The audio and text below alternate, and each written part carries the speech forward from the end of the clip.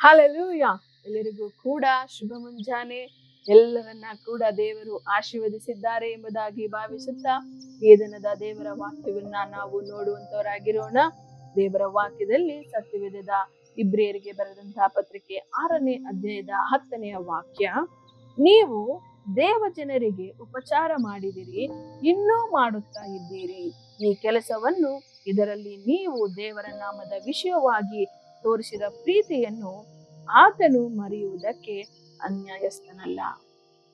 ಹೌದು ಪ್ರಿಯರೇ, ನಮ್ಮ ಜೀವಿತದಲ್ಲಿ ನಾವು ಇದುವರೆಗೂ ಕೂಡ ಏನೆಲ್ಲ ಜನರಿಗಾಗಿ, ದೇವ ಜನರಿಗಾಗಿರಬಹುದು, ಪ್ರತಿಯೊಬ್ಬೊಬ್ಬರು ಕೂಡ ನಮ್ಮ ಕುಟುಂಬದಲ್ಲಿ ಆಗಿರಬಹುದು, ನಮ್ಮ ಸ್ನೇಹಿತರು, ಕುಟುಂಬಸ್ಥರು ಯಾರಾಗಿದ್ದರೂ ಕೂಡ ಅವರು ದೇವ ಜನರಾಗಿದ್ದಾರೆ.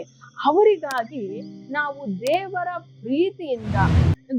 ಪ್ರೀತಿಯನ್ನ ಒಳಗೊಂಡವರಾಗಿ ಅವರನ್ನ ಸತ್ಕರಿಸುವುದರಾಗಲಿ, ಅವರನ್ನ ಉಪಚರಿಸುವುದರಲ್ಲಾಗಲಿ ನಾವು ಇದುವರೆಗೂ ಮಾಡಿರುವಂತಹ ಕಾರ್ಯಗಳನ್ನ ಆ ಮನುಷ್ಯರು ಮರೆತಿರಬಹುದು. ಆ ಮನುಷ್ಯರು ಅದನ್ನ ಮರೆತು ಮುಂದೆ ಹೋಗಿರಬಹುದು.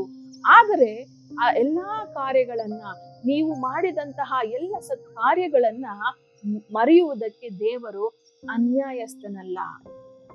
ದೇವರು ಖಂಡಿತವಾಗಿಯೂ ನೀವು ಮಾಡಿದಂತಹ ಕಾರ್ಯಗಳಿಗೆ 2ರಷ್ಟು ದೇವರು ನಿಮ್ಮನ್ನ ಆಶೀರ್ವದಿಸಲು, ಪ್ರತಿಫಲವನ್ನ ಕೊಡಲು ಸಾಧ್ಯ ಪ್ರಿಯರೇ. ಆದುದರಿಂದ ನೀವು ಕುಗ್ಗಿ ಹೋಗದ ಹಾಗೆ, ಜನರಿಂದ ಮೋಸ ಹೋದವರಾಗಿ, ನೀವು ಮಾಡಿದಂತಹ ಉಪಕಾರಕ್ಕೆ ಬದಲಾಗಿ ಅಪಕಾರವನ್ನ ನೀವು ಹೊಂದಿಕೊಂಡಿರಬಹುದು. ಆದ್ರೆ ನೀವು ಅದೇ ಪರಿಸ್ಥಿತಿಯಲ್ಲಿ ಇರುವುದಿಲ್ಲ ಪ್ರಿಯರೇ. ಈ ಒಂದು ಪರಿಸ್ಥಿತಿಯಿಂದ ದೇವರು ನಿಮ್ಮನ್ನ ಬಿಡಿಸುತ್ತಾರೆ, ದೇವರು ನಿಮ್ಮನ್ನ ಆಶೀರ್ವದಿಸುತ್ತಾರೆ. ಯಾಕಂದ್ರೆ ದೇವರ ವಾಕ್ಯವು ಹೇಳುವ ಹಾಗೆ ಆತನು ಅನ್ಯಾಯಸ್ಥನಲ್ಲ. ನಾವು ನ್ಯಾಯವಾಗಿ ಅನೇಕ ಕಾರ್ಯಗಳನ್ನ ಮಾಡಿದ್ದಾಗಿಯೂ ಕೂಡ ಅನ್ಯಾಯವಾಗಿ ನಾವು ಕಷ್ಟಪಡುತ್ತಿರುವುದಾದಲ್ಲಿ ನಾವು ಮಾಡಿರುವಂತಹ ನ್ಯಾಯವುಳ್ಳ ಕಾರ್ಯಗಳನ್ನ ದೇವರು ಗಮನಿಸಿದ್ದಾರೆ. ಆದುದರಿಂದ ದೇವರಲ್ಲಿ ನೀವು ಭರವಸೆವಿಟ್ಟವರಾಗಿ ನೀವು ಮಾಡುತ್ತಿರುವಂತಹ ಸತ್ಕಾರ್ಯಗಳನ್ನ, ಒಳ್ಳೆಯ ಕಾರ್ಯಗಳನ್ನ ಉಪಚರಿಸುವುದನ್ನ ನೀವು ಮುಂದುವರಿಸಿ.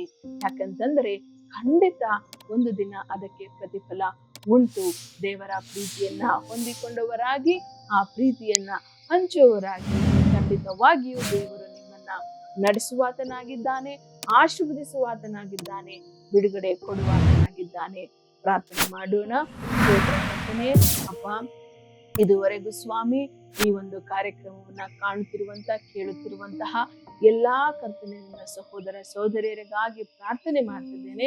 ವಿಶೇಷವಾಗಿ ಅಪ್ಪ, ದೇವ ಜನರಿಗೆ ಕರ್ತನೆ ಎಲ್ಲಾ ರೀತಿಯ ಸತ್ಕಾರ್ಯಗಳನ್ನ ಉಪಚರಿಸುವುದರಲ್ಲಿ ಆಗಿರಬಹುದು, ಅವರಿಗೆ ಕರ್ತನೆ ಯಾವುದೇ ಒಳ್ಳೆಯ ಕಾರ್ಯಗಳನ್ನ ನಿನ್ನ ಪ್ರೀತಿಯಿಂದ ಕೂಡಿದವರಾಗಿ ಮಾಡಿ ಅಪ್ಪ, ಈ ದಿನಗಳಲ್ಲಿ ಅದರಿಂದ ಕರ್ತನೆ ಕಣ್ಣೀರು ಸುರಿಸುತ್ತಿರುವಂತಹ, ಕಷ್ಟದಲ್ಲಿರುವಂತಹ, ಅನ್ಯಾಯಕ್ಕೆ ಒಳಗಾದಂತಹ ಕರ್ತನೆ ನನ್ನ ಎಲ್ಲಾ ಸಹೋದರ ಸಹೋದರಿಗಾಗಿ ಪ್ರಾರ್ಥಿಸುತ್ತಿದ್ದೇನೆ ಅಪ್ಪ.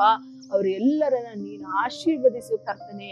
ಅದನ್ನ ಕರ್ತನೆ ಅಪ್ಪ, ಅವರು ಮಾಡಿರುವಂತಹ ಸತ್ಕಾರ್ಯಗಳನ್ನ ಮರೆಯುವುದಕ್ಕೆ ನೀನು ಅನ್ಯಾಯಸ್ಥನಲ್ಲ ಎಂಬುದಾಗಿ ನಿನ್ನ ವಾಕ್ಯದಲ್ಲಿ ನಾವು ಕಾಣ್ತೇವೆ ಕರ್ತನೆ. ನೀನು ಕರ್ತನೆ ಅವರು ಮಾಡಿದಂತಹ ಕರ್ತನೆ ಎಲ್ಲಾ ಸತ್ಕಾರ್ಯಗಳಿಗೆ ಕರ್ತನೆ ನೀವು 2ರಷ್ಟು ಆಶೀರ್ವದಿಸಬೇಕಾಗಿ ಯೇಸು ಕ್ರಿಸ್ತನ ನಾಮದಲ್ಲಿ ಪ್ರಾರ್ಥಿಸಿ ಬೇಡಿ ಹೊಂದಿದ್ದೇನೆ ಕರ್ತನೆ. ಆಮೆನ್.